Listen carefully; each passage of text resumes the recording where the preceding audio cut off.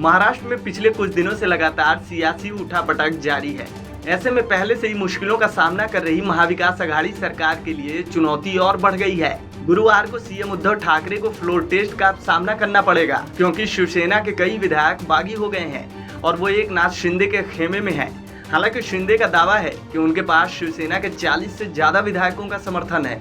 आपको बता दें कि महाराष्ट्र के पूर्व मुख्यमंत्री देवेंद्र फडणवीस ने मंगलवार को कहा था कि हमने राज्यपाल को एक पत्र सौंपा है, जिसमें महाविकास अघाड़ी सरकार से सदन में बहुमत साबित करने के लिए कहा गया है।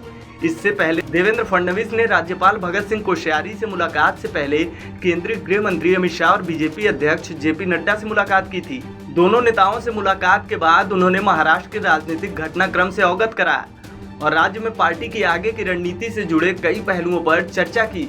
उधर गुवाहाटी में मौजूद शिवसेना के बागी विधायक एकनाथ शिंदे ने कहा कि वे जल्द ही मुंबई जाएंगे, लेकिन गुवाहाटी से पहले बागी विधायक सीधे मुंबई नहीं जाएंगे, बल्कि गुवाहाटी से सभी विधायक गोवा जाएंगे, जहां होटल ताज में 71 कमरे बुक किए गए हैं। अब आपको बताते हैं कि आखिर फ्लोर टेस्ट होता क्या है। फ्लोर टेस्ट को विश्वास मत कहा जाता है और फ्लोर टेस्ट के जरिए यह तय होता है कि सरकार या फिर वर्तमान मुख्यमंत्री के पास बहुमत है या नहीं। चुनाव में जीते हुए विधायक अपने मत के जरिए सरकार के भविष्य का निर्णय करते हैं। फ्लोर टेस्ट कराने की पूरी जिम्मेदारी सदन के स्पीकर के पास होती है। वोटिंग की स्थिति में पहले विधायकों की ओर से ध्वनि मत लिया जाता है।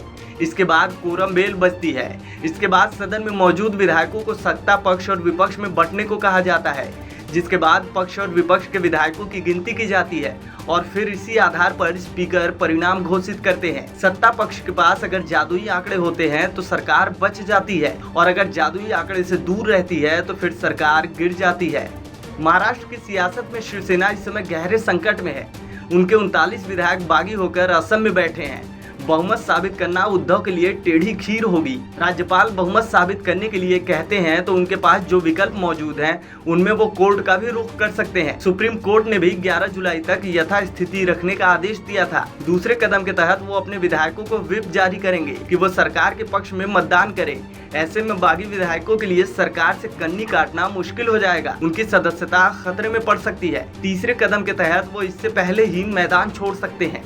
इस खबर में फिलहाल इतना ही। अपडेट्स के लिए बने रहिए वन इंडिया हिंदी के साथ।